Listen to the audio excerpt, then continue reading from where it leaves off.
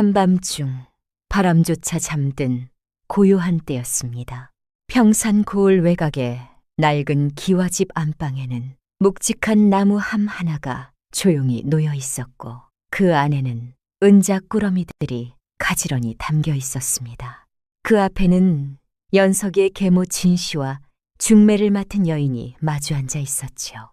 진씨는 떨리는 손으로 은자를 하나씩 짚어보며 확인하고 있었지만 그 눈빛은 점점 욕심으로 젖어들고 있었습니다. 그 순간에도 그녀의 마음속에는 연석이가 앞으로 겪게 될 삶이 아니라 이 돈으로 마련할 비단과 전담만이 또렷하게 떠오르고 있었습니다. 방 밖에서는 희미한 밤 공기가 창호지를 스치며 낮게 울고 있었고 건넌방에서는 다듬이질 소리가 일정한 리듬으로 이어지고 있었습니다. 17 꽃다운 나이, 마을에서 가장 고운 규수라 불리던 연석이는 아무것도 모른 채 옷감을 다듬고 있었습니다. 탁탁 천을 두드리는 그 잔잔한 소리는 어린 규수의 여린 숨결처럼 밤 공기 속에 스며들고 있었지요. 그때까지만 해도 연석이는 자신의 운명이 이미 은자 몇 그러미에 팔려버렸다는 사실을 알지 못하고 있었습니다. 진 씨는 옥시를 돌려보낸 뒤 은자를 장롱 깊이 숨겨두고는 짐짓 온화한 표정을 만들어 건넌방으로 향했습니다. 문을 열자 등잔불 아래서 다듬이질을 하던 연석이가 놀란 눈으로 고개를 들었습니다. 땀에 젖은 머리카락이 하얀 이마에 붙어있는 모습이 애처로우면서도 아름다웠습니다. 어머니, 아직 안 주무셨습니까? 연석이가 황급히 일어나 고개를 숙이자 진 씨는 평소의 표독스러운 눈매를 감추고 딸아이의 손을 덥석 잡았습니다. 아니다, 아가. 이 늦은 밤까지 고생하는 네가 안쓰러워서 잠이 오겠느냐. 내 너에게 기쁜 소식이 있어 이리 왔다. 진 씨의 손은 따뜻했으나 연석이는 그 온기에서 오히려 소름 끼치는 냉기를 느꼈습니다. 평소에는 눈만 마주쳐도 구박을 일삼던 계모가 이토록 다정하게 구는 것은 반드시 심상치 않은 일이 벌어졌음을 뜻하는 것이었습니다. 기쁜 소식이라니요. 연석이가 조심스럽게 묻자 진 씨는 딸아이의 어깨를 감싸 안으며 짐짓 감격스러운 목소리로 말을 이어갔습니다. 내 나이가 어느덧 혼기가 꽉 차지 않았느냐. 언제까지 이 어미 밑에서 고생만 시킬 수는 없는 노릇이고 마침 이웃 고을에서 아주 좋은 혼처가 들어왔단다. 대대로 내려오는 재산이 어마어마하여 네가 시집만 가면 평생 손에 물 한 방울 묻히지 않고 호강하며 살 수 있는 자리란다. 연석이의 가슴이 쿵 내려앉았습니다. 이 근방에서 그토록 엄청난 재력을 가진 집안은 딱 한 곳, 성서방댁뿐이었는데 그 집 외동아들에 대한 소문은 흉흉하기 그지없었기 때문입니다. 어머니, 혹시 그 혼처가 성서방댁을 말씀하시는 것입니까? 연석이의 목소리가 가늘게 떨려 나오자 진 씨의 눈썹이 꿈틀거렸으나 이내 태연하게 대답했습니다. 그래, 맞다. 역시 우리 연석이가 총명하구나. 성서방댁 도련님이시다. 성서방댁 아들 성범군은 나이가 20을 넘도록 낯놓고 기역자도 모르는 천치에 동네 아이들의 놀림감이 된다는 것은 삼척동자도 아는 사실이었습니다. 어머니, 그 댁 도련님은 온전한 분이 아니라고 들었습니다. 어찌 저를 그런 곳으로 보내려 하십니까? 차라리 평생 어머니 곁에서 수발을 들며 살겠습니다. 제발 혼인만은 거두어 주십시오. 연석이는 진 씨의 치맛자락을 붙잡고 애원하며 눈물을 쏟았으나 진 씨의 표정은 순식간에 싸늘하게 굳어버렸습니다. 이런 배은 망덕한 년을 보았나. 내 너를 친딸처럼 키워주었건만 이제 와서 부모가 정해준 혼처를 마다하겠다는 게냐. 진 씨는 연석이의 손을 거칠게 뿌리치며 버럭 소리를 질렀는데 그 목소리에는 서리빨 같은 도끼가 서려 있었습니다. 이미 사주단자도 오갔고 날짜도 잡혔다. 이번 달 보름이다. 네가 도망이라도 친다면 병들어 누워있는 네 아비 약값은 누가 될 것이며 이 집안 빚은 또 어찌할 것이냐. 내 아비가 저승에 가서도 눈을 못 감게 할 작정이냐. 진 씨는 연석이의 가장 아픈 곳, 병든 아버지를 꺼내들며 협박을 가했고 그것은 연석이의 가슴에 비수처럼 꽂혔습니다. 연석이는 멍하니 낡은 천장을 올려다보았습니다.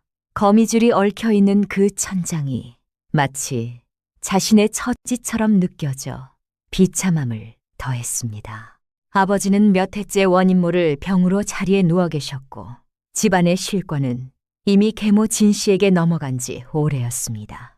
어머니, 제가 팔려가는 것입니까?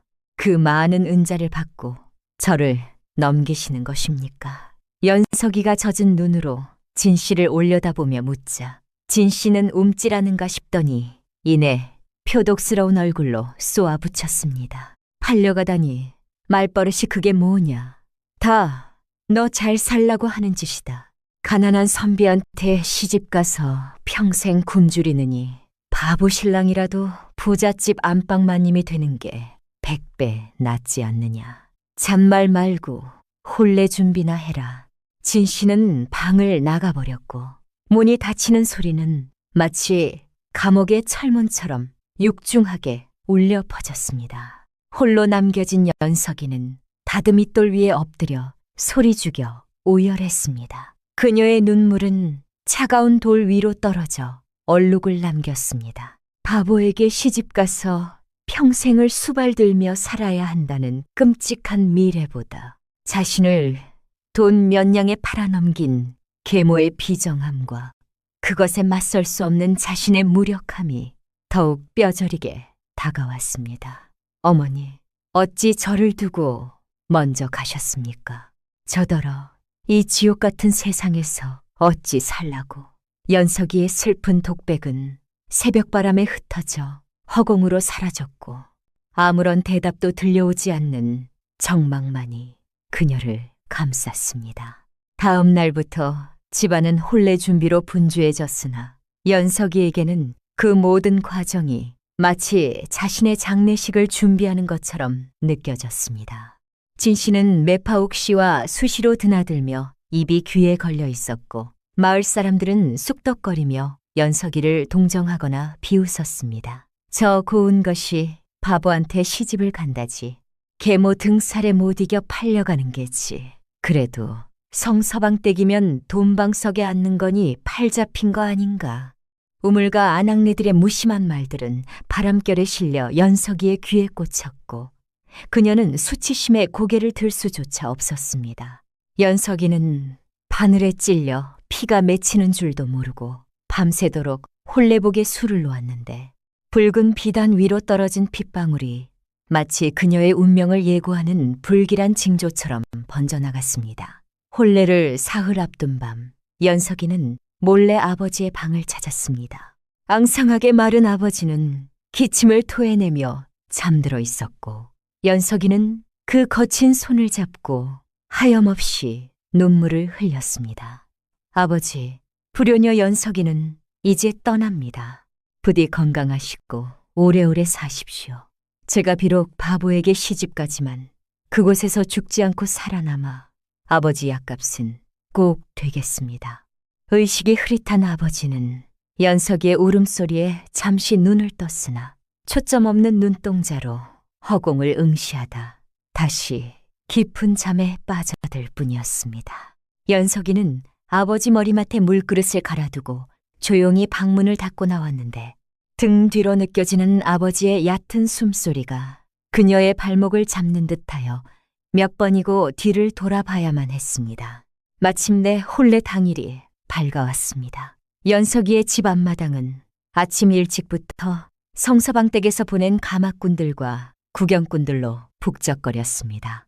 진 씨는 화려한 비단옷을 차려입고 손님들을 맞이하느라 정신이 없었고 연석이는 방 안에서 늙은 수모의 도움을 받아 연지곤지를 찍고 있었습니다. 거울 속에 비친 자신의 모습은 화려하게 치장되어 있었으나 눈동자는 생기를 잃은 채 죽은 물고기의 눈처럼 탁하게 흐려져 있었습니다. 아가, 울지 마라. 화장 지워진다. 여자의 팔자는 뒤웅박 팔자라지 않느냐. 가서 잘 살면 그만이다.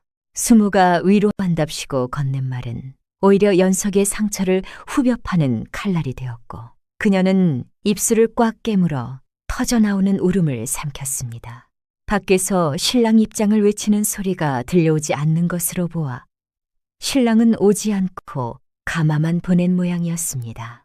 신부를 물건 취급하는 처사였으나 진 씨는 오히려 바보 신랑이 와서 난동 부리는 것보다 낫다며 안도의 한숨을 내쉬었습니다. 연석이가 방문을 열고 나오자 마당에 모인 사람들의 시선이 일제히 그녀에게 쏠렸습니다. 붉은 화롯을 입은 연석이의 자태는 눈이 부시게 아름다웠으나 그 표정이 너무나도 비장하여 보는 이들을 숙연하게 만들었습니다. 연석이는 평마루에 서서 정든 집을 마지막으로 둘러보았습니다. 마당 한 구석에 피어난 민들레꽃 한 송이가 유독 눈에 밟혔습니다. 척박한 땅에서도 기어이 꽃을 피워낸 저 민들레처럼 자신 또한 그 낯설고 두려운 곳에서 살아남을 수 있을까? 가마꾼이 내린 가마 앞에 선 연석이에게 진 씨가 다가와 짐짓 눈물을 훔치는 시쭌을 하며 그녀의 등을 떠밀었습니다. 잘 가거라. 가서 부모 걱정은 말고 네 서방님 잘 모시거라. 그 가식적인 목소리에 연석이는 마지막으로 진 씨를 노려보았고 그 서늘한 눈빛에 진 씨는 순간 흠칫하며 뒷걸음질 쳤습니다. 연석이가 비좁은 가마 안으로 들어가는 순간 덜컹거리며 가마 문이 닫혔습니다. 세상과의 단절이 시작되었습니다. 출발이라는 외침과 함께 가마가 허공으로 떠올랐고 연석이의 몸도 함께 휘청거렸습니다. 어둠 속에서 주먹을 꽉 쥐며 연석이는 맹세했습니다. 절대 이대로 무너지지 않으리라. 짐승 같은 계모에게 팔려가지만 내 운명까지 팔아넘기지는 않으리라. 꽃가마는 덜컹거리며 산길을 올랐고 연석이의 앞날에는 짙은 안개만이 자욱하게 깔려 있었습니다. 기우뚱. 가마가 가파른 고갯길을 넘을 때마다 연석이의 몸은 속수무책으로 쏠렸는데 그때마다 오장육부가 뒤틀리는 듯한 메스꺼움이 목구멍까지 차올랐습니다. 사방이 꽉 막힌 가마 안은 숨이 턱턱 막힐 정도로 비좁고 더웠으며 멀미와 긴장감으로 인해 식은땀이 등줄기를 타고 흘러내렸습니다. 가마꾼들의 거친 숨소리와 서로 주고받는 음담 패설이 얇은 가마벽을 뚫고 들어와 연석이의 귀를 어지럽혔습니다. 어이, 이번 신부는 천하일색이라며 그 바보 도련님이 밤일이나 제대로 치를 수 있을라나 모르겠네. 킬킬거리는 웃음소리가 비수처럼 날아와 연석이의 가슴을 후벼 팠지만 그녀는 입술을 깨물며 소리 없는 비명을 삼킬 뿐이었습니다. 고개를 넘자 기름진 음식 냄새와 왁자지껄한 소음이 바람을 타고 밀려왔습니다. 성서방댁의 위세는 마을 어귀에서부터 느껴졌는데 길가에 늘어선 구경꾼들의 웅성거림이 파도처럼 가마를 덮쳤습니다. 아이고, 신부가 왔다. 저 가마 안에 든 색시가 그렇게 곱다지. 불쌍해서 어쩌나. 제 발로 바보굴로 들어간 이원. 동정 섞인 한탄과 호기심 어린 탄성이 뒤섞여 들려오자 연석이는 수치심에 얼굴이 화끈거려 견딜 수가 없었습니다. 가마가 땅에 닿는 둔탁한 소리와 함께 신부 내리시오라는 수모의 외침이 들렸고 연석이는 떨리는 다리에 힘을 주며 천천히 몸을 일으켰습니다. 가마문이 활짝 열리자 눈을 찌를 듯한 햇살이 쏟아져 들어왔고 연석이는 잠시 현기증을 느끼며 휘청거렸습니다. 눈앞에 펼쳐진 광경은 그야말로 별천지였습니다.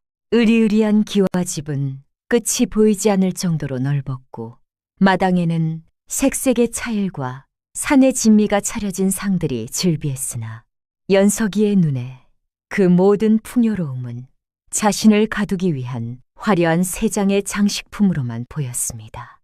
그리고 마당 한가운데 붉은 관복을 입고 덩그러니 서 있는 한 사내가 시야에 들어왔습니다. 그가 바로 자신의 남편이 될 성범구였는데 20살이 넘은 청년의 몸을 하고 있었으나 그 눈빛은 갓난아기처럼 흐릿하고 초점이 없었습니다. 갓비싼 비단옷은 침으로 얼룩져 있었고 입은 반쯤 벌어진 채 해벌쭉 웃고 있는 모습이 기괴하기 짝이 없었습니다. 연석이는 숨이 턱 막히는 충격에 발을 뗄 수조차 없었으나 수모가 억지로 등을 떠미는 바람에 비틀거리며 그 앞으로 나아갔습니다.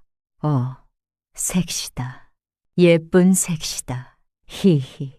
범구는 연석이를 보자마자 손뼉을 치며 벌쩍벌쩍 뛰기 시작했는데 그 모습이 마치 새 장난감을 얻은 어린아이와 다를 바가 없었습니다.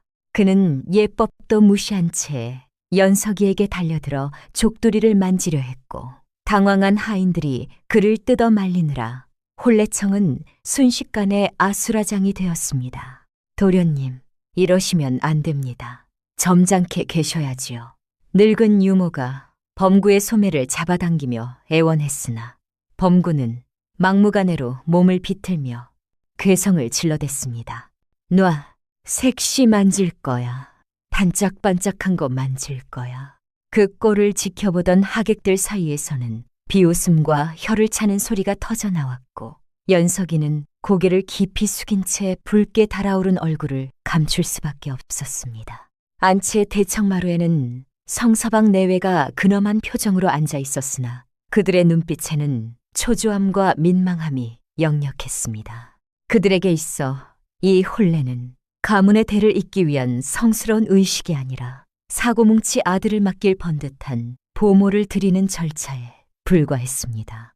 연석이는 그들의 시선에서 어떠한 환영이나 따뜻함도 느낄 수 없었고 오로지 돈을 주고 사온 물건을 감정하는 듯한 냉랭한 평가만을 감지할 수 있었습니다.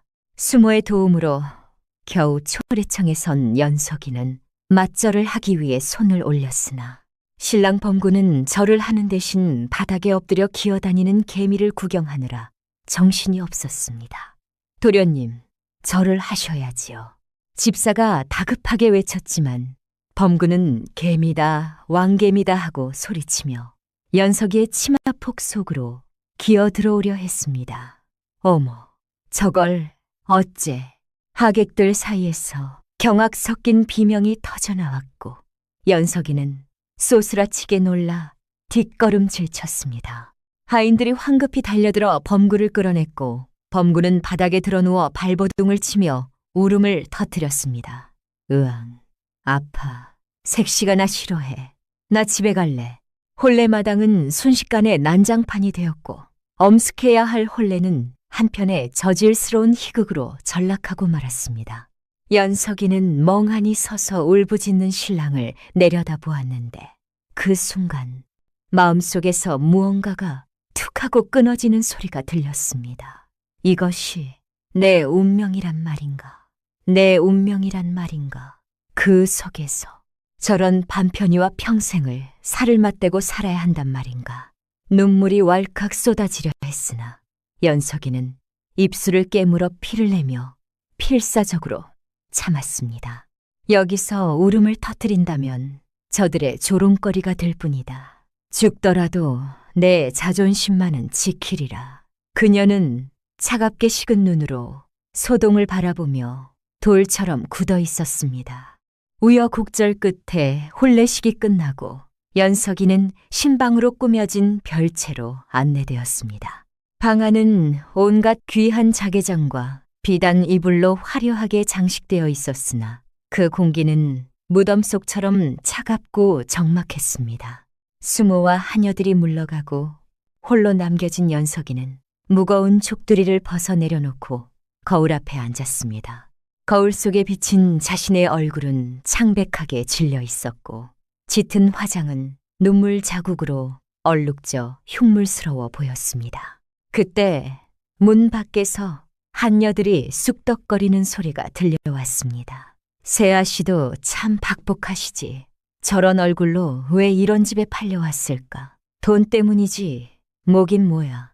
계모가 지천금을 얼마나 챙겼는지 알아? 논열 맞이기에 황소 2마리 값을 받아갔다더라. 한여들의 말은 연석이의 가슴에 확인 사살을 하는 화살과도 같았습니다.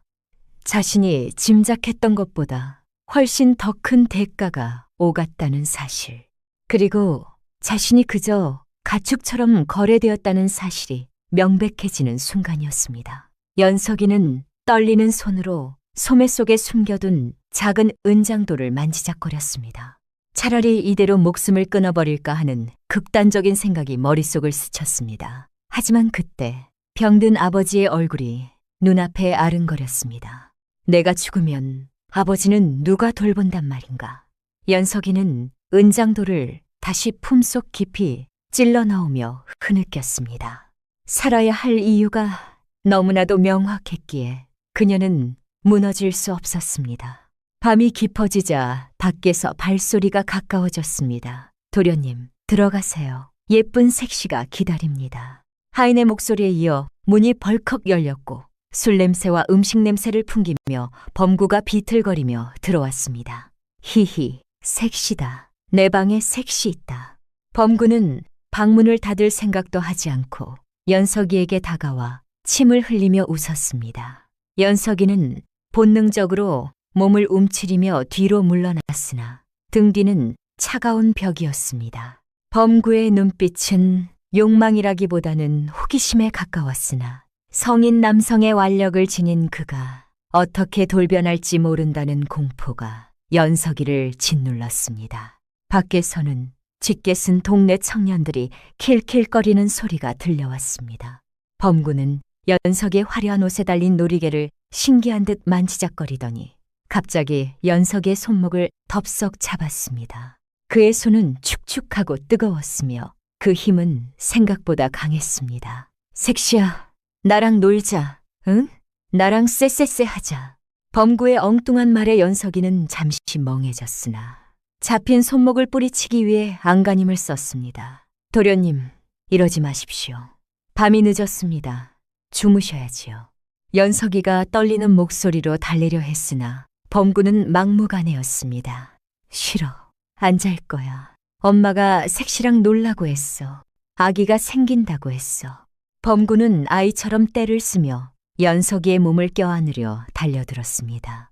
연석이는 비명을 지르며 그를 밀쳐냈고 범구는 중심을 잃고 요강에 걸려 넘어지며 요란한 소리를 냈습니다. 으앙, 아파. 색시가 때렸어. 범구가 큰 소리로 울기 시작하자 문 밖에서 엿듣던 사람들이 웅성거리기 시작했습니다. 연석이는 공포와 당혹감으로 심장이 터질 것만 같았습니다. 첫날 밤부터 소박을 맞거나 쫓겨날지도 모른다는 두려움. 이 통제불능의 사내를 어떻게 다루어야 할지 막막함이 쓰나미처럼 밀려왔습니다. 그러나 연석이는 주저앉아 울고만 있을 수 없었습니다. 그녀는 숨을 깊이 들이마시며 흐트러진 옷매무새를 가다듬고 바닥에 뒹굴며 울고 있는 범구를 향해 다가갔습니다. 비록 바보라 손가락질 받는 사내였으나 이제는 자신의 지압이었습니다. 그를 다스리지 못하면 이 집안에서 자신의 자리는 없었습니다. 연석이는 공포를 억누르고 어머니가 어린 동생을 달래듯 부드럽지만 단호한 목소리로 입을 열었습니다. 도련님, 뚝 그치십시오. 사내 대장부가 이깟 일로 우시면 밖에서 사람들이 흉을 봅니다. 연석이의 목소리에 범구는 울음을 뚝 그치고 젖은 눈으로 그녀를 올려다보았습니다. 그 눈동자 속에는 두려움과 혼란, 그리고 타인에게 받아보지 못한 관심에 대한 갈구가 섞여 있었습니다. 연석이는 그 눈빛에서 묘한 연민을 느꼈습니다. 어쩌면 이 사내도 자신처럼 부모의 욕심과 세상의 편견 속에 갇힌 피해자가 아닐까 하는 생각이 스쳤습니다. 저기, 색시 화났어? 범구가 조심스럽게 물으며 코를 훌쩍거렸습니다. 연석이는 손수건을 꺼내 그의 콧물을 닦아주며 고개를 저었습니다. 아닙니다. 화나지 않았습니다. 다만 우리는 부부이니 서로 예의를 지켜야 합니다. 도련님이 착하게 구시면 저도 잘해드릴 것입니다. 연석이의 손길이 닿자 범구는 기분이 좋아진 듯 배시시 웃었습니다. 나 착해. 나 엄마 말 잘 들어. 범구는 단순했습니다. 그리고 그 단순함이 연석이에게는 일말의 희망으로 다가왔습니다. 밖에 소라는 잦아들고 깊은 밤의 정적만이 두 사람을 감쌌습니다. 연석이는 촛불 심지를 돋우며 결심했습니다. 이 지옥 같은 현실을 도망치는 대신 정면으로 마주하여 자신의 것으로 만들겠노라고 밤새도록 연석이는 잠들지 못하고 범구의 잠든 얼굴을 지켜보았습니다. 입을 벌리고 코를 골며 자는 그의 모습은 영락없는 철부지아이였습니다. 화려한 홀레복을 벗어던지고 하얀 소복 차림으로 앉아있는 연석이의 그림자가 벽에 길게 드리워졌습니다. 내일 아침이 밝으면 시부모에게 문안 인사를 드려야 하고 하인들의 텃세와 마을 사람들의 시선을 견뎌내야 할 것이었습니다. 하지만 연석이의 눈빛은 더 이상 가마를 탈 때처럼 흔들리지 않았습니다. 그녀는 이제 성서방댁의 며느리이자 바보 성범구의 아내로서 새로운 전쟁을 시작할 준비를 마친 전사와도 같았습니다. 창호지 너머로 희미하게 닭 울음소리가 들려오기 시작했고 연석이의 길고 긴 첫날 밤은 그렇게 지나가고 있었습니다. 어둠이 걷히고 찾아올 아침은 그녀에게 또 다른 시련을 안겨줄지 모르나 그녀는 더 이상 혼자가 아니었습니다. 그녀의 곁에는 그녀가 지키고 이끌어야 할 세상에서 가장 모자라지만 가장 순수한 한 남자가 누워 있었습니다. 새벽을 가르는 닭에 붙이는 소리가 정적을 깨뜨리자 신방의 문 밖에서는 벌써부터 하인들의 분주한 발소리와 숙덕거리는 기척이 역력했습니다. 성서방댁 하인들은 간밤에 새색시가 바보 신랑의 등살에 못 이겨 야반도주를 했거나 혹은 신랑이 요강을 엎어 방안이 난장판이 되었으리라 짐작하며 내기를 걸고 있었습니다. 그러나 조심스럽게 문이 열리고 모습을 드러낸 연석이의 자태는 그들의 예상을 보기 좋게 빗나갔습니다.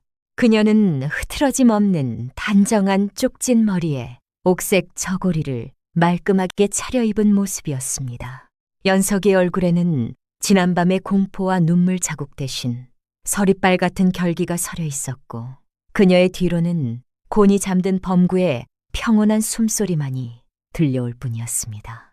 밤새 한숨도 자지 못한 연석이는 붉게 충혈된 눈을 감추려 고개를 숙이는 대신 오히려 꼿꼿하게 허리를 펴고 마당을 쓸고 있던 마당새를 향해 나직하지만 위험 있는 목소리로 첫마디를 떼었습니다.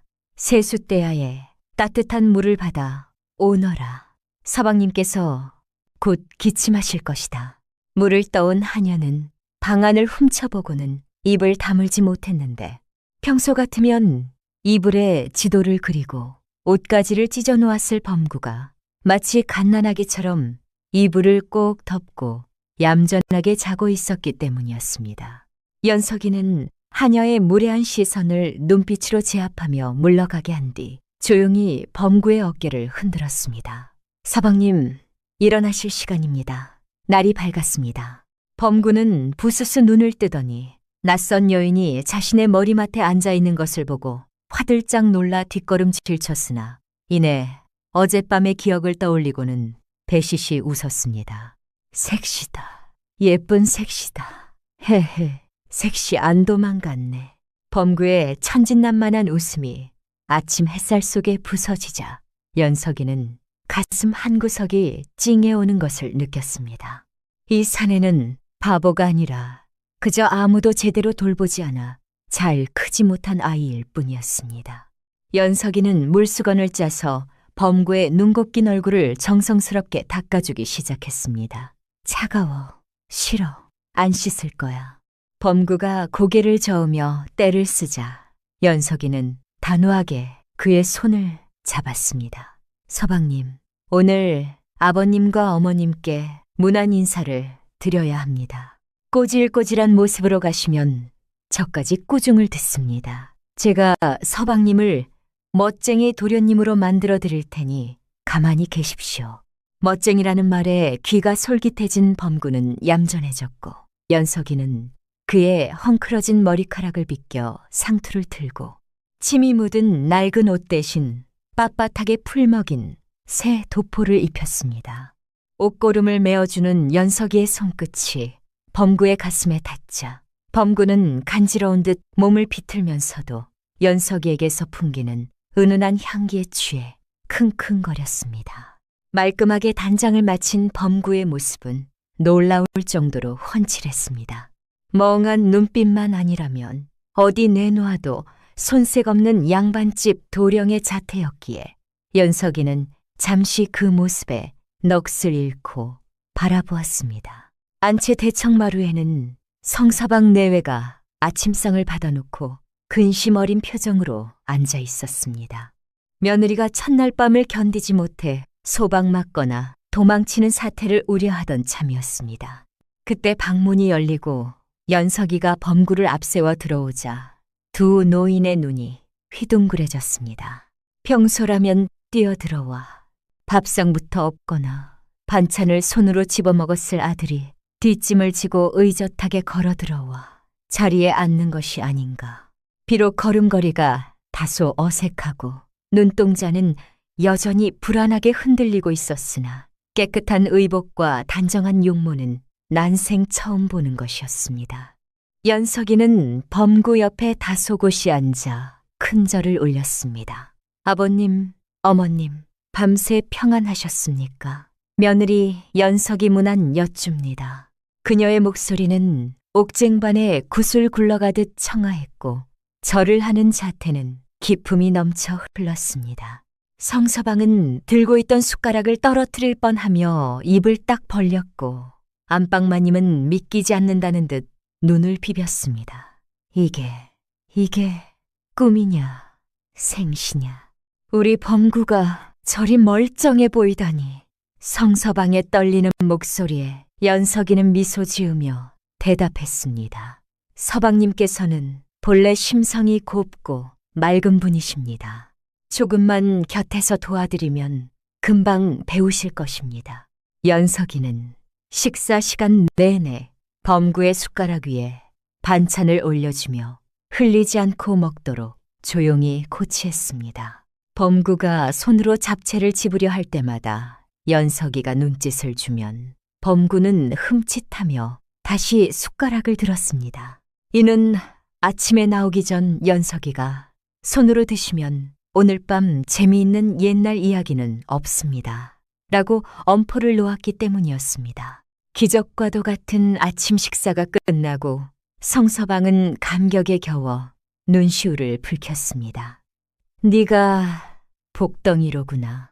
내 죽기 전에 우리 범구가 사람 구실을 하는 꼴을 볼 수 있을지 몰랐는데 네 덕분에 희망이 보인다. 시부모의 인정은 연석이에게 큰 힘이 되었으나 그녀는 이것이 시작에 불과함을 알고 있었습니다. 집안 곳곳에는 그녀를 경계하는 눈초리들이 숨어 있었기 때문이었습니다. 식사를 마친 후 연석이는 집안을 둘러보겠다며 밖으로 나왔습니다. 성서방 댁은 겉보기엔 화려했으나 속을 들여다보니 기강이 무너져 썩어가고 있었습니다. 주인인 성서방은 늙고 병약했고 안방마님은 아들 걱정에만 매달려 살림을 놓은 지 오래였습니다. 그 틈을 타 하인들은 주인 없는 집처럼 굴고 있었습니다. 곡간 열쇠를 쥔 집사 창씨는 거만하게 뒷짐을 지고 하인들을 부리고 있었는데 새 며느리인 연석이를 보고도 고개만 까닥할 뿐 제대로 된 예를 갖추지 않았습니다. 아이고, 새아씨께서 살림을 뭐 하시겠습니까? 그냥 안채에서 수나 놓으시지요. 바깥 일은 제가 다 알아서 합니다. 창 씨의 말투에는 노골적인 무시가 깔려 있었습니다. 연석이는 치밀어 오르는 모욕감을 눌러 참으며 차분하게 대꾸했습니다. 아버님께서 제게 집안일을 익히라 하셨네. 자네가 고생이 많은 줄은 알지만 나도 알아야 도리가 아니겠는가. 그때였습니다. 뒤따라오던 범구가 갑자기 곡간 쪽을 가리키며 소리를 질렀습니다. 쥐다, 왕쥐다, 쌀 먹는다, 찍찍. 범구의 갑작스러운 고함에 창 씨는 화들짝 놀라며 얼굴이 사색이 되었습니다. 도련님, 또 무슨 헛소리를 하십니까? 쥐라니요. 신성한 곡간에 창 씨가 손사래를 치며 범구를 쫓아내려 하자 범구는 더욱 흥분하여 방방 뛰었습니다. 아냐, 밤에 봤어. 배불뚝이 쥐가 쌀가마니 들고 갔어. 3개. 사람들은 그저 바보의 헛소리라 치부하고 웃어 넘기려 했으나 연석이의 귀에는 3개라는 숫자가 꽂혔습니다. 범구는 평소 숫자 세는 것을 좋아했고 기억력이 비상할 정도로 좋다는 것을 연석이는 아침에 옷을 갈아입히며 눈치챘던 터였습니다. 연석이는 날카로운 눈빛으로 창 씨를 쏘아보았습니다. 창 씨의 이마에 식은땀이 송골송골 맺혀 있었습니다. 집사, 곡간 문을 열어보게. 서방님께서 저리 말씀하시니 확인을 해봐야겠네. 연석이의 서늘한 명령에 창 씨는 당황하며 말을 더듬었습니다. 아니야 씨. 도련님께서 헛것을 보신 게 하루 이틀도 아니고 지금 열쇠가 제게 없습니다. 나중에 당장 열어라. 연석이의 목소리가 마당을 쩌렁하게 울렸습니다. 평소에 조신한 모습은 온데간데 없고 마치 장군과도 같은 기백이 서려 있어 하인들은 모두 숨을 죽였습니다. 쭈뼛거리며 창 씨가 곡간 문을 열자 쌀가마니들이 쌓여 있었으나 어딘가 비어 보였습니다. 연석이는 장부를 가져오게 하여 쌀가마니 수를 하나하나 세기 시작했습니다. 숨막히는 침묵 속에서 연석이의 셈이 끝났고 그녀는 장부를 탁 덮으며 창 씨를 노려보았습니다. 장부에는 150 가마라 적혀 있는데 어찌 147 가마뿐인가. 정확히 3가마가 비는구나. 범구의 말대로 정확히 3가마가 비어 있었습니다. 하인들 사이에서 경악의 탄성이 터져나왔고 창 씨는 털썩 무릎을 꿇었습니다. 아씨, 그것이 아니오라. 쥐가 파먹어서 쌀가마니를 파먹는 쥐가 자네인가? 이 집안의 쌀을 갉아먹는 왕쥐가 바로 자네였단 말인가? 연석이의 호통에 창 씨는 아무 말도 하지 못하고 벌벌 떨었습니다. 연석이는 이 기회를 놓치지 않았습니다. 그녀는 모든 하인들이 보는 앞에서 창 씨의 죄를 엄중히 묻고 그동안의 횡령을 낱낱이 조사하겠다고 선포했습니다. 그리고 멍하니 서 있는 범구의 손을 꼭 잡고 사람들 앞에 세웠습니다. 보아라. 너희들이 바보라 무시하던 서방님께서 이 집안의 도둑을 잡으셨다. 서방님은 바보가 아니라 너희들의 추악한 짓을 다 지켜보고 계셨던 것이다. 앞으로 서방님을 능멸하거나 기만하는 자는 내가 용서치 않을 것이다. 연석이의 선언은 성서방 댁의 공기를 뒤바꿔 놓았습니다. 하인들은 두려움에 떨며 머리를 조아렸고 범구는 영문도 모른 채 사람들이 자신에게 절을 하자 기분이 좋아 해벌쭉 웃었습니다. 하지만 그 웃음은 예전의 바보 같은 웃음과는 달랐습니다. 그것은 연석이라는 든든한 방패를 얻은 자의 안도감 섞인 웃음이었습니다. 그날 밤 연석이는 범구에게 칭찬으로 조청에 버무린 깨강정을 물려주며 글자를 가르치기 시작했습니다. 이것은 하늘천입니다. 따라해 보십시오. 연석이는 범구는 오물오물 깨강정을 씹으며 하늘천하고 따라했습니다. 놀랍게도 그는 연석이가 가르쳐준 글자를 스펀지처럼 빨아들였습니다. 그는 바보가 아니라 누구도 가르쳐주지 않아 다쳐버린 천재였을지도 모른다는 생각에 연석이의 가슴이 두근거렸습니다. 달구와의 수업이 깊어갈 무렵 연석이는 촛불 아래서 범구의 눈을 들여다보았습니다. 서방님, 우리는 한 배를 탔습니다. 제가 서방님을 지켜드릴 테니 서방님도 저를 믿고 따라오셔야 합니다. 아시겠습니까? 범구는 진지해진 연석이의 표정을 보더니 고개를 끄덕이며 연석이의 손을 자신의 볼에 비볐습니다. 색시 좋아. 색시 말 들을래. 왕쥐 잡아서 좋아. 그의 따뜻한 체온이 손바닥을 통해 전해져 오자 연석이는 처음으로 이 낯선 집에서 외로움이 거치는 것을 느꼈습니다. 밖에서는 가을바람이 불어와 낙엽 구르는 소리를 냈지만 신방 안은 두 사람의 열기로 훈훈했습니다. 이제 연석이는 더 이상 팔려온 희생양도 가련한 며느리도 아니었습니다. 그녀는 잠든 사자의 코털을 건드려 깨우고 그 사자의 등에 올라타 세상을 호령할 준비를 마친 조련사였습니다. 그러나 그 평화도 잠시 탐욕에 눈이 먼 계모 진씨가 성서방 댁의 담장을 기웃거리고 있다는 사실을 연석이는 아직 알지 못했습니다. 쾅쾅쾅 고요하던 성서방 댁의 대문을 부술듯이 두드리는 소리가 적막한 오후의 공기를 찢어놓았는데 그 소리에는 다분히 의도적인 행패와 숨길 수 없는 탐욕이 잔뜩 묻어 있었습니다. 문지기가 황급히 달려나가 빗장을 풀자 찬바람과 함께 들이닥친 것은 다름 아닌 연석이의 계모 진씨와 매파 옥시였습니다. 그들의 얼굴에는 먹잇감을 노리는 승냥이 같은 살기가 감돌고 있었습니다.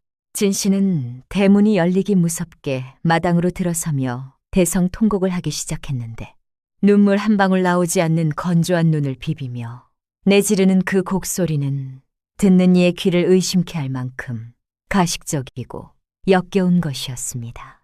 아이고, 내 딸 연석이야. 이 애미가 왔다. 벙어리 냉가슴 할 듯 시집 보낸 내 새끼가 죽었는지 살았는지 소식 한 장 없으니 이 애미 속이 숯검정이 되어 찾아왔다. 흐흐. 진씨의 날카로운 고함 소리에 안채에 있던 성서방 내외와 하인들이 놀라 뛰쳐나왔고 평화롭던 집안은 순식간에 난장판이 되었습니다. 진씨는 속으로 쾌재를 불렀습니다. 그녀의 계산대로라면 연석이는 바보 신랑에게 시달리다 못해 도망쳤거나 아니면 병이 들어 다 죽어가고 있어야 마땅했기 때문이었습니다. 그렇게 되면 혼수 문제와 위자료를 빌미로 성서방 댁 곳간을 한 번 더 털어낼 심산이었습니다. 이게 무슨 행패인가. 사돈어른, 채통을 지키시오. 성서방이 지팡이를 짚고 호통을 쳤으나 진씨는 아랑곳하지 않고 바닥에 퍼질러 앉아 땅을 치며 악을 썼습니다. 채통은 무슨 얼어 죽을 채통입니까? 금지옥엽 키운 내 딸을 바보한테 팔아넘기다시피 보내놓고 몇 달이 지나도록 친정에 발걸음 한번 안 시키는 법이 어디 있습니까? 내 딸이 이 집 귀신이 된 게 아니라면 당장 내 눈앞에 데려오시오. 안 그러면 관아에 고발이라도 할 테니. 진씨의 막무가내식 협박에 성서방의 얼굴이 불그락푸르락해졌고 곁에 있던 매파옥 씨는 부채로 입을 가리고 교활한 눈빛을 번뜩이며 거들었습니다. 아이고, 대감마님. 모정이라는 게 본래 그런 거 아니겠습니까? 따님이 혹여 잘못되기라도 했으면 어쩌나. 노심초사하시어 일이 달려오신 겁니다. 섭섭지 않게 노잣돈이라도 좀 쥐어보내시면 조용히 물러갈 것을.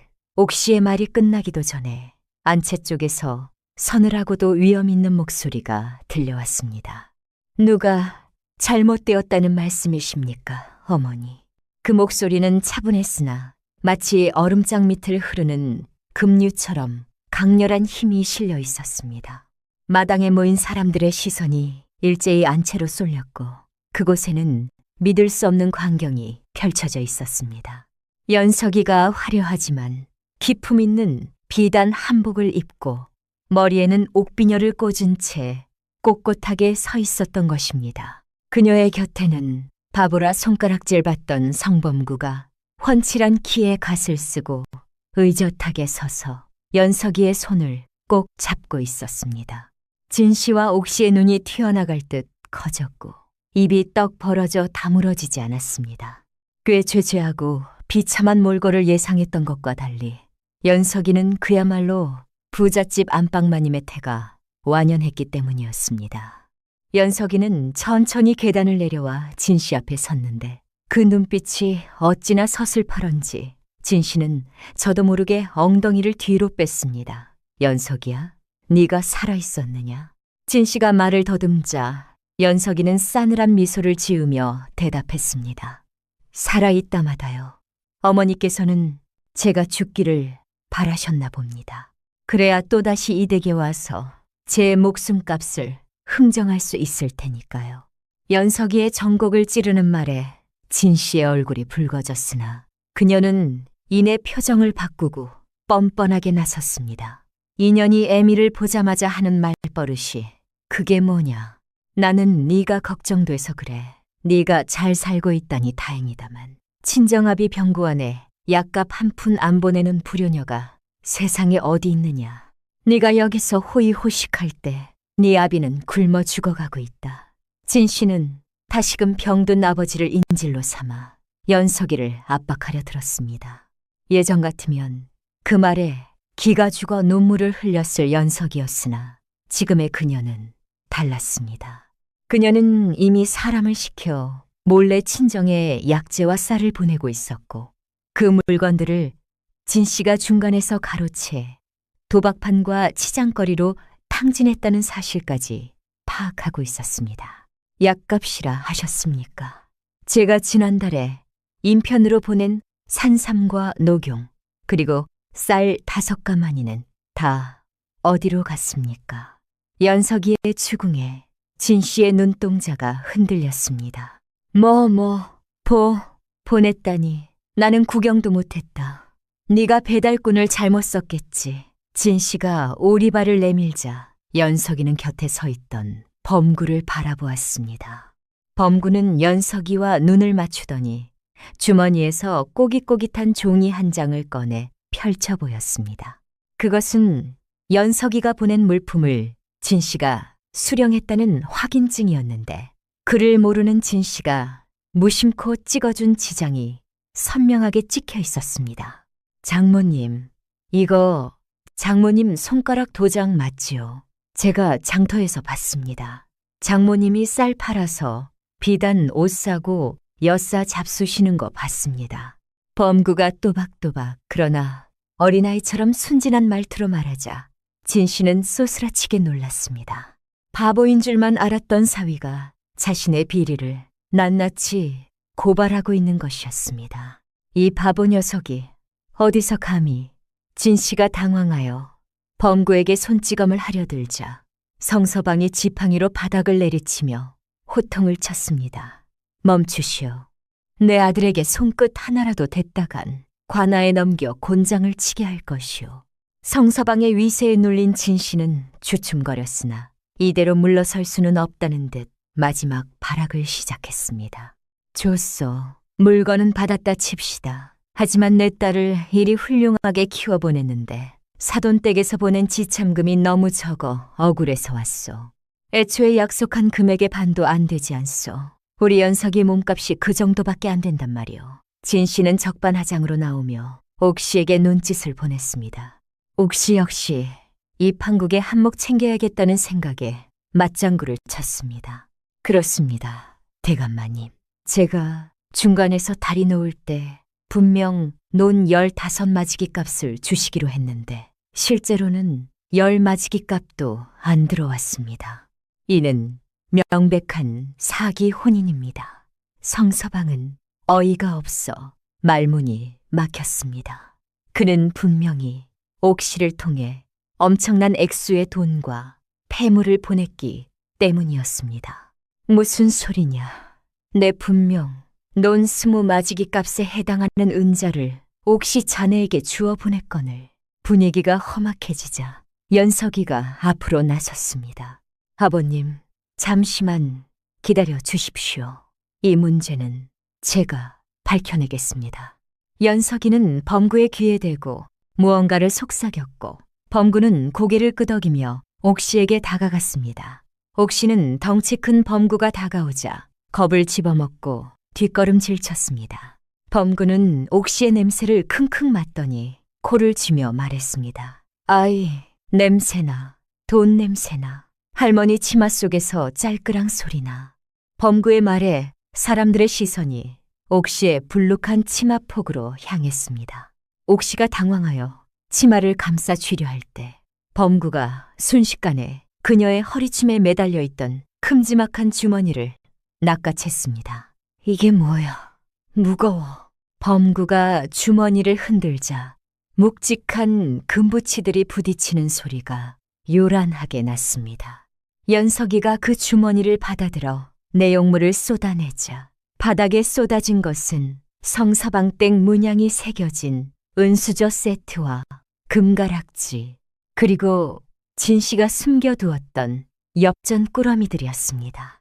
그것은 성서방이 보낸 예물 중 일부였고 옥시와 진 씨가 착복하여 숨겨둔 작물임이 명백했습니다.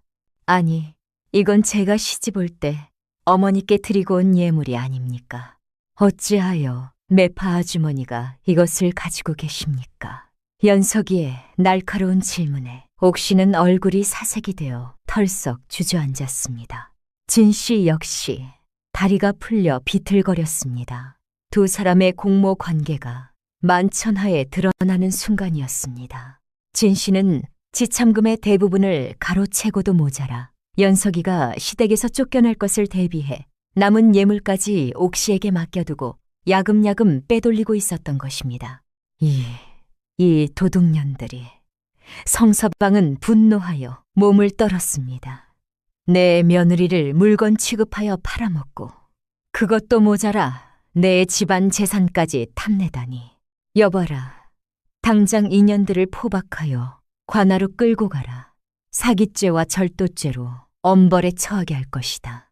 하인들이 우르르 달려들어 진 씨와 옥시를 결박하자 진 씨는 바닥을 기며 연석이의 치맛자락을 붙잡고 애원하기 시작했습니다. 연석이야, 연석이야. 내가 잘못했다. 한 번만 용서해다오.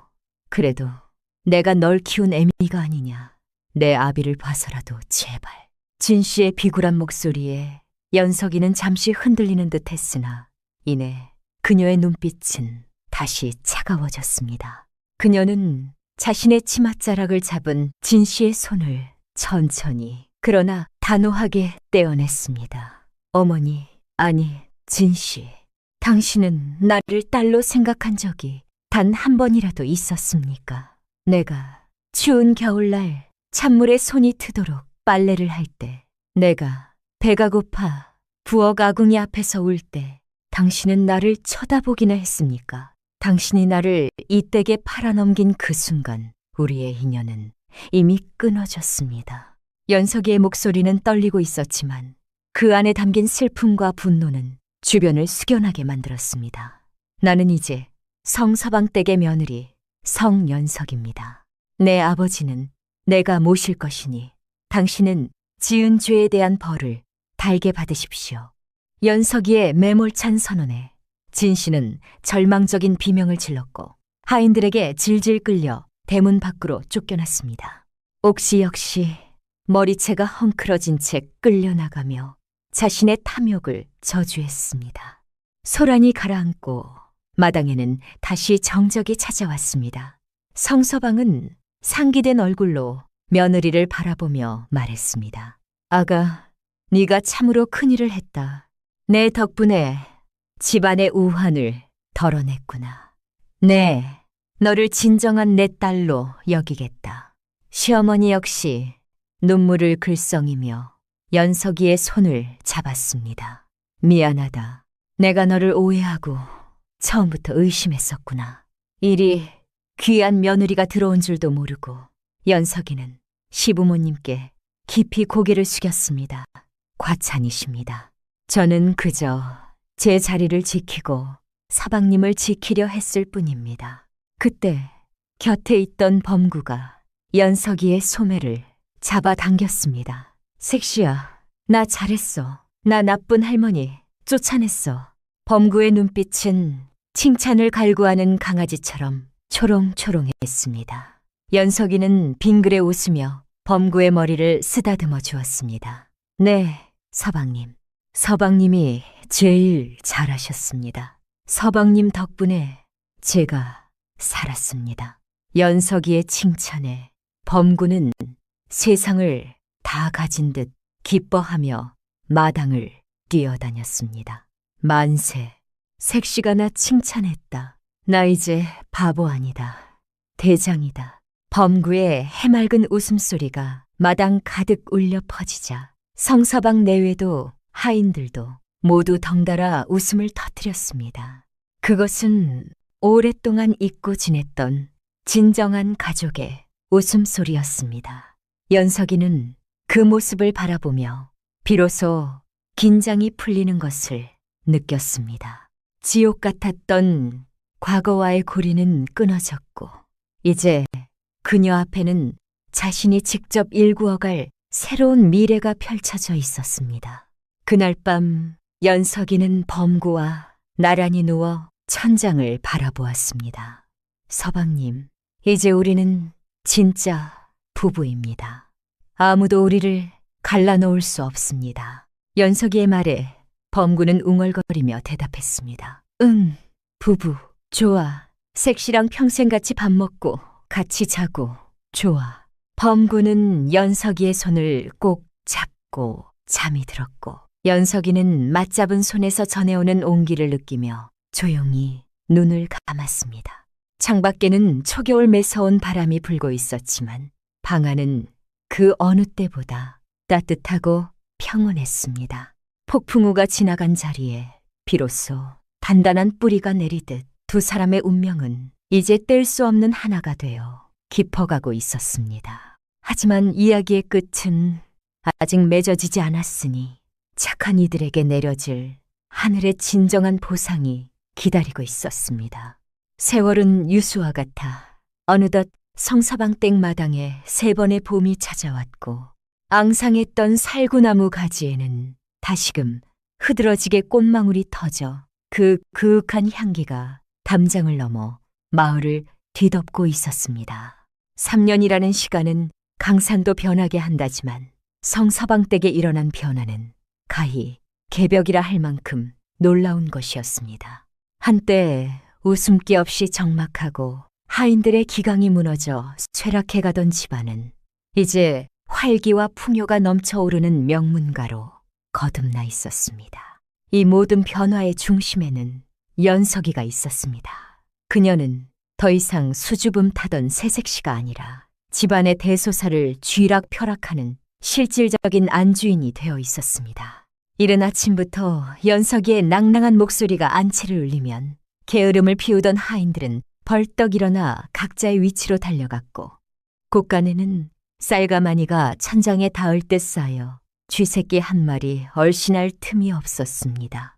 연석이는 병약했던 시부모님을 지극정성으로 봉양하여 건강을 되찾게 해드렸고 친정아버지 또한 성서방 댁의 별채로 모셔와 임종을 지킬 때까지 편안히 모셨습니다. 그녀의 효심과 덕망은 인근 고을에까지 자자하게 퍼져 칭송이 끊이지 않았습니다. 가장 놀라운 변화는 다름 아닌 연석이의 남편 성범구에게서 일어났는데 그는 더 이상 동네 아이들에게 돌을 맞으며 도망다니던 바보가 아니었습니다. 연석이는 지난 3년간 범구를 포기하지 않고 끈질기게 가르치고 보살폈습니다. 천자문을 떼게 한 것은 물론이고 사람을 대하는 법과 감정을 조절하는 법을 인내심을 갖고 훈육했습니다. 범구는 비록 타고난 천성이 단순하고 어수룩한 면이 남아 있었으나 연석이의 노력 덕분에 사리 분별을 할 줄 알게 되었고 무엇보다 타인의 아픔에 공감할 줄 아는 따뜻한 심성을 가진 청년으로 성장했습니다. 이제 마을 사람들은 그를 바보 범구라 부르지 않고 어진 도련님이라 불렀습니다. 어느 화창한 봄날 성서방댁 대문 앞에는 남루한 옷차림의 거지 노파 하나가 쭈그리고 앉아 국어를 하고 있었습니다. 헝클어진 머리카락 사이로 보이는 얼굴은 병색이 완연하고 눈빛은 매탁하여 마치 산송장과도 같았습니다. 지나가던 하인이 혀를 차며 남은 주먹밥 한 덩이를 던져주자 노파는 허겁지겁 그것을 주워 먹으며 연신 굽신거렸습니다. 그때 대문이 활짝 열리며 화려한 가마 한 채가 나오려 하자 노파는 황급히 길가로 비켜서며 고개를 조아렸습니다. 가마의 문이 살짝 열리고 그 안에서 단아하고 기품 있는 여인이 밖을 내다보았는데 그녀는 바로 연석이었습니다. 연석이는 길가에 웅크린 노파와 눈이 마주쳤고 순간 그녀의 눈동자가 흔들렸습니다. 그 비참한 몰골의 노파는 다름 아닌 계모 진씨였던 것입니다. 관아에서 곤장을 맞고 쫓겨난 후 숨겨둔 재산마저 모두 몰수당하고 오갈 데 없는 신세가 되어 떠돌다 병까지 얻어 구걸을 하는 처지로 전락한 것이었습니다. 진씨 또한 비단 옷을 입은 귀부인이 자신이 팔아넘긴 연석이라는 사실을 알아보고는 주먹밥을 든 손을 부들부들 떨며 입을 벙긋거렸습니다. 연석이야. 쉰 목소리가 목구멍에서 쇳소리처럼 흘러나왔으나 진씨는 차마 연석이에게 다가갈 엄두를 내지 못했습니다. 자신의 지난날의 악행이 얼마나 끔찍했는지 뼈저리게 느끼고 있었고 지금 연석이가 누리는 저 눈부신 행복 앞에 자신의 초라한 모습이 너무나도 부끄럽고 참담했기 때문이었습니다. 연석이는 잠시 가마를 멈추게 하고 진씨를 응시했으나 가마에서 내리지는 않았습니다.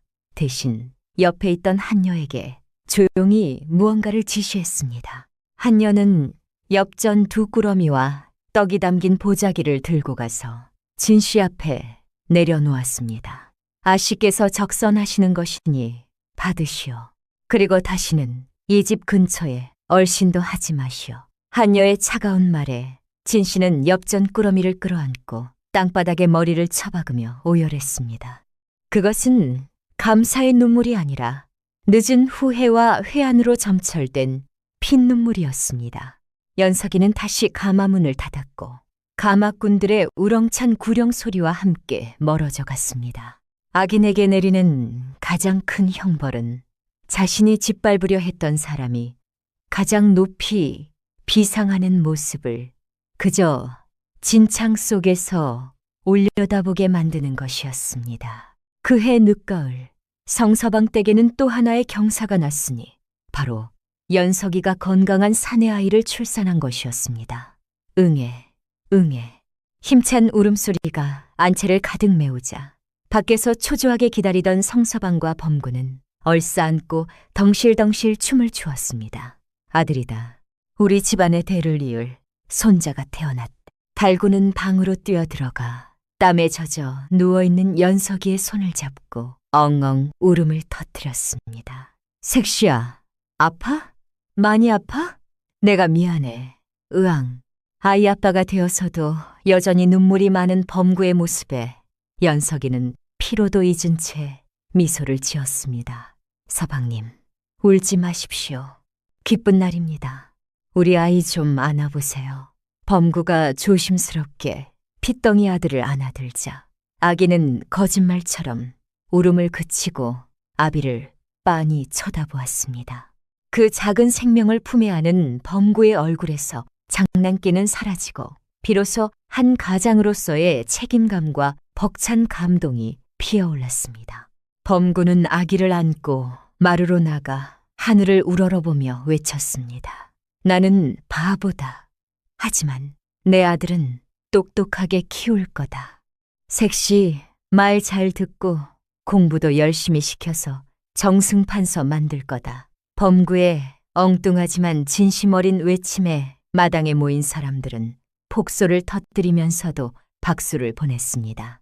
사람들은 이제 그를 비웃는 것이 아니라 그의 순박함과 가정에 대한 사랑을 진심으로 존경하고 있었습니다.